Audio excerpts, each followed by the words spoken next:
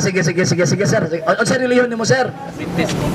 Seventh Adventist o sa man, local or kuan, local or tawag in General Conference. General Conference. O sige po. Ang akong pangutana kay nagpamatuod man ang Roman Catholic Church nga gitukod ni Kristo sa 33 AD. Aw ka matukod ni Kristo sa 33 AD nga namatay si Kristo sa 31 AD sa edad nga 31. Panato ang tanawon ang balaan kasulatan, si Kristo nagmisyon tulo ka tuig.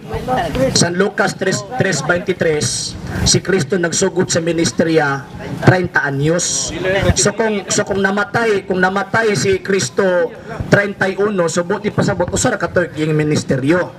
Nya mo ni argumento sir sa tawag ang bitang sagad sa mga sabadista nga wa bitaw kabalo sa counting sa mga historian.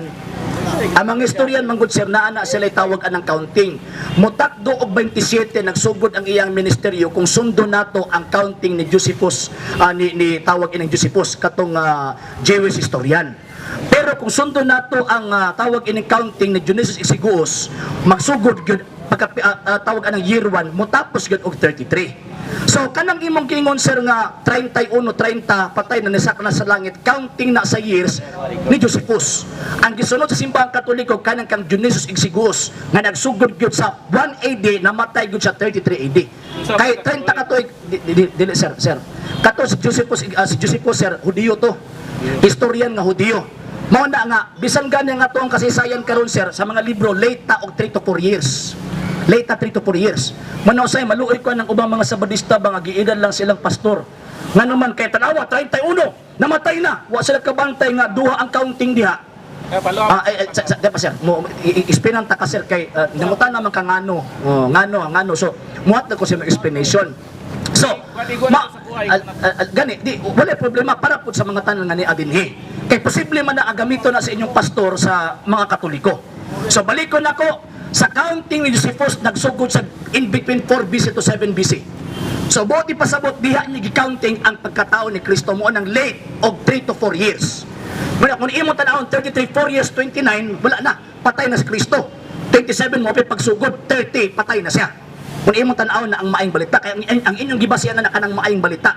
Wa sila kapantay nga ang ubos ana na ay komento ang mga scholar sa maayong balita. Na kanang accounting dili na siya fix nga naman kay ang gisunod nila is si Josephus. Pero sa mga Katoliko ang gisunod is si Dionysius Exiguus o sa kamungihing Katoliko o mo to nga mo ang counting sa tuig mo na nga takdo gyud 33. Tuloy ra putana kani kaduha na ni. Kung si Kristo pa'y nagtukod sa Roman Catholic Church, nganong inyo magipatay ang magtutukod niya ang singilan niyo sa badista?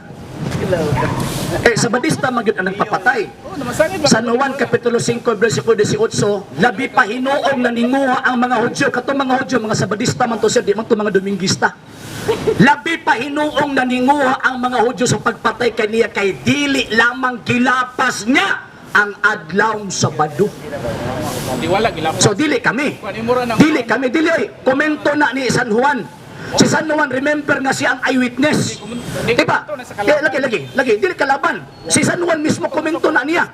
Iyahan ang tawag anang detalye. Dili na komento sa kalaban. Na sinasabtan ni San Juan na kaptong mga Hudyo nga sabadista, buot patay kang Kristo. O niya, kisa man nagtaro sa ukmanan? Katoliko? Dili oy. Kaya ang Katoliko anang panahon na mo pagtukod ni Kristo anang panahon na ang nagtarasok man ang katong mga Hudyong sa badista nga barkada ninyo. So, ikatulo. Usa na kada kung binuang mga higalag, mga igsuon nga pasanginla nato ang simbahang Katoliko pagpatay kang Kristo. Naman kay ang founder, dili sa kasaysayan na sir sa kasaysayan na sir, ay ko pugi sa kadali sir. Sa kasaysayan ang nagtukod sa Santa Iglesia Katolika Apostolika Romana si Kristo mismo. Sa Seventh-day Adventist, ang Seventh-day Adventist bunga na sa pagkapalpak ni William Miller ni atong 1844 ni si Ellen G. White ang iyang bana si Joseph Bates o Jane Andrews nagtukod og Seventh-day Adventist.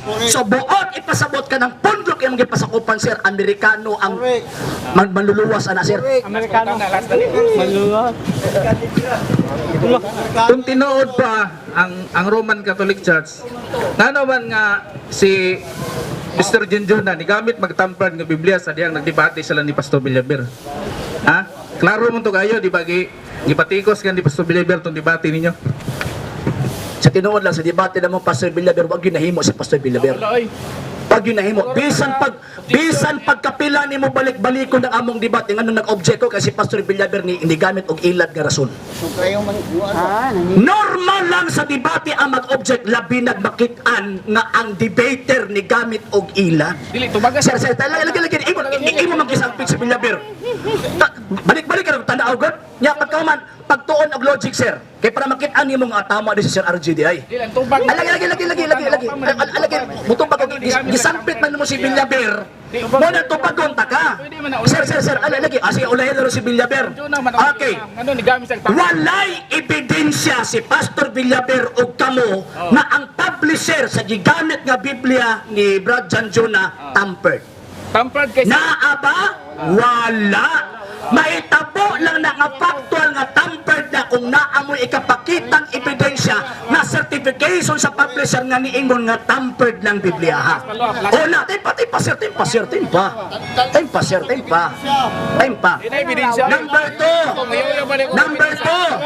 Number two.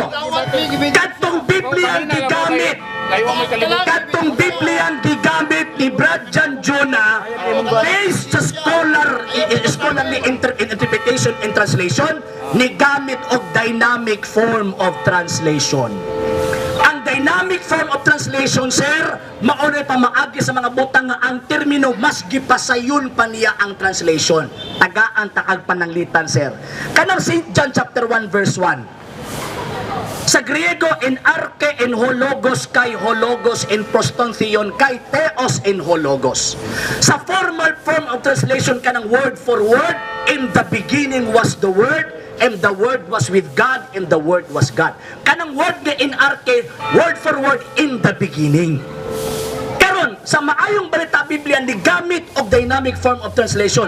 In the beginning ba ang gibutang? Dili. Ang gibutang niya, before anything else existed. Question, sayop sila? Tampered to?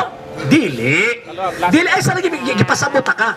Nga sa kung punto ba, gipasabot ka kay inyong pasingilan nga tampered na amoy certification nga tampered to? Dili, patubaga sa Wala. The one who alleged is the one have the responsibility to present evidence.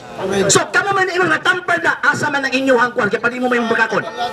Asa ang inyong certification from the publisher nga niingon ang publisher nga tampered to? Wala. Mana, ay, ikaw may pangutan na ron, di man ikaw tigtubag.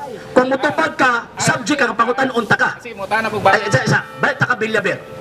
Sige. Pag abot kang tawag anang Villaber, ngano sa iyong object, ngano man, grabe kayo sa kang tawag anang violation sa debate, sir.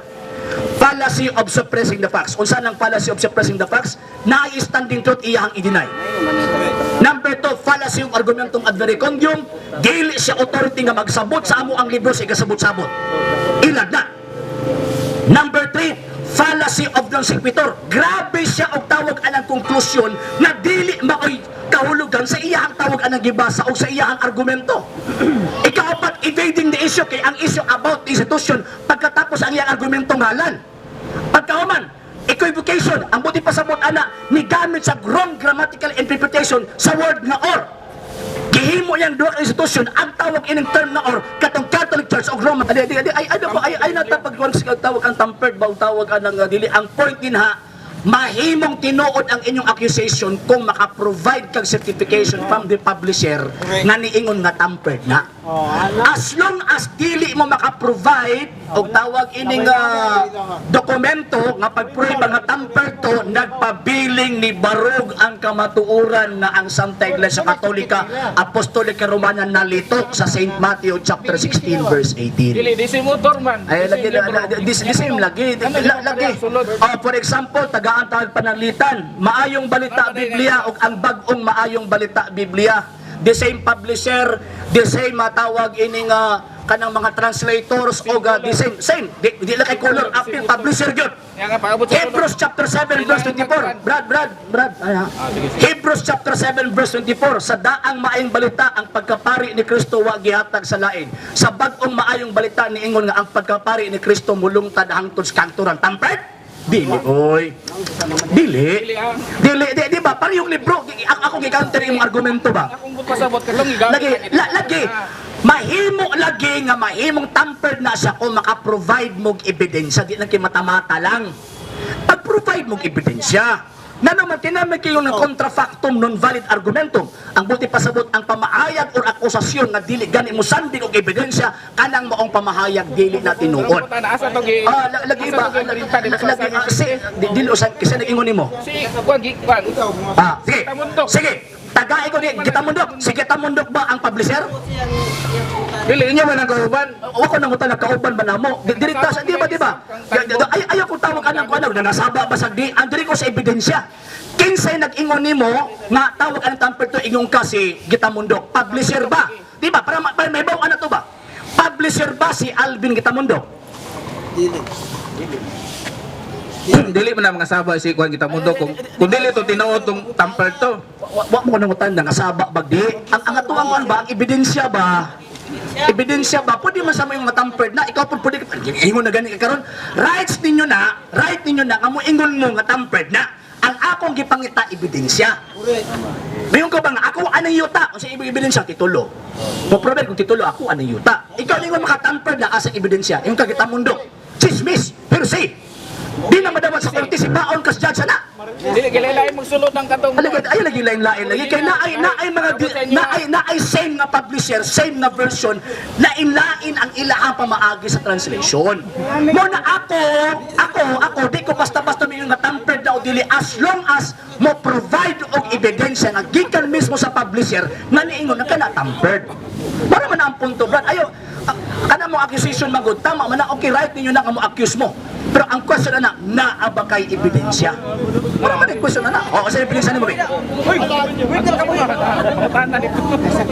Dili pwede. Ay di pa ko na laguna sige. Distigo dai, sulti na. Distigo si Gitamundok inyo man ang kauban. Distigo si Gitamundok. Unsa nga klase nga witness? Direct witness or tawag ining kuan? Unsa sa nga klase nga witness? Pareha ra mo kutok duha. Dili. Di. Kauban lagi na mo lagi. Kauban lagi na mo na. Pero ang question din na ako, wala ko nag-side kang Brad Talibong. Wala ko nag-side kang Brad Alvin Gitamundok. Ang sakua, simple, ebidensya. Tagai ko rin yung ebidensya nga ang publisher sa maong Biblia ni Ingon na kanang gigamit ni Brad Talibong o ni Brad Janjuna tampered. Tagai kong ebidensya papel ba nga certification na katong gigamit nga version mauni na tampered to. Ano naman ang simple naman ang kayo? Ato pa bakit tong sulti ni Gitamundok nga tampered. Ang butang niya. Tanawat. Wala akong kabalo sa iyong tawagan ng kuwan. Chismoso po dito po no? Dili po tanong yung chismis ba? Ang akong gipangita diri sir. Ang ako ang gipangita diri sir, ebidensya. Ebidensya ba? Kanya si Brad Alvin Gitamundok, dili siya ang direct witness. Na naman di mo sa publisher. Okay lang unta na kung si Brad Alvin Gitamundok publisher siya, okay mo tuo ko. Pag dili mo sa publisher, pareho naman tatig basa. Dili gibasa man ang original ug katong sa tamper. Lagi gibasa lagi niya. Sige, granting. Pareha lagi mo. Ang ako alang gipangita karon ebidensya. Unsang ebidensya? Niingon ba ang publishing house? Niingon ba ang publishing house nga tampered to? Sige, ana naman. Sige. Ang atong himuon sir, ingna ang inyong pastor mo file mo og complaint dito sa publisher. Katong sa confraternity, pagkauman, at least ang tawag ng publisher confraternity, mo issue o tawag ining dokumento nga nag-certify nga katong gigamit nga Biblia nga ay one holy catholic apostolic tampered to. Ano na simple. Kita pati yung pailan si Gitamundok kasi may Manong siya may pailan kamo may reklamo. Dili ba diba manong siya may pailan namo? pati Gitamundok namo. Press ka na niya. Sir, sa insaktong rason manggod sir. Sa insaktong rason manggod sir, the one who alleges, the one have the responsibility to present evidence. Sir. Si Gitamundok Katolik man ang Sir, ano sir ba? Sir, migo. Ang sa tuwa manggod dinhi si Brad Alvin Gitamundok kung sa korte pa na hearsay ng iya. Hearsay ng iya dapat i-establish pa niya. O niya, ang pinaka-the best evidence, katong mismong publisher ni Sulti. Kasi naman ang nag-publish, dili man si Brad Alvin ng Kitamundo. Sa kung awa ko gidapiga na, ang akong gipangita is, ibisan ako na ako tawag anang Biblia, nga dili po yung version, pero same. Same nga nakasulat, one Holy Catholic Apostolic Church, pero dili ka nga version compaternity. Na ako'y version So, karon ang tawag na ako ang gipangita, kay para ino na to nga tamper to, tinuod ng inyong accusation, ebidensya nga, ningon ang publisher nga tamper to. At the same time, ibutan na to nga, nasayot. Granting without admitting nga nasayot. Nawala ba ang kamatuoran ng Iglesia Katolika, dili tinuod ito kay Kristo? Pero nanipis lagi sa debate lagi na sa Rizal Pastor na. Usa nanikas nila Kato na yung tamper ng Biblia gigamit ni Junjun na. Lagi. Ingon lagi mo tamper pero ebidensya unsa. Tinungod pa nga Ay sa lagi. Kung tampered pa to, naka-provide ba si Pastor Villaber o tawag anang ebidensya nga niingon ang publishing company adto nga Biblia? Tampered to? Sige be. One mo yung ka, suod mo yung ka dito. Naka-provide ba? Ako wala mo ka itong debate ha. Naka-provide ba? Naka-provide ba si Pastor Villaber o certification from the publishing house nga niingon na tawag ining tampered to? Naka-provide wala? Di, mulaban mo gina sa inyo ha. Kay Juan Mato. Wata ka balo, basig Katolik po dito publisher. Unsa day ka? Unsa naman tao ni mga tawahan na di lagi na lagi tawag anang Catholic.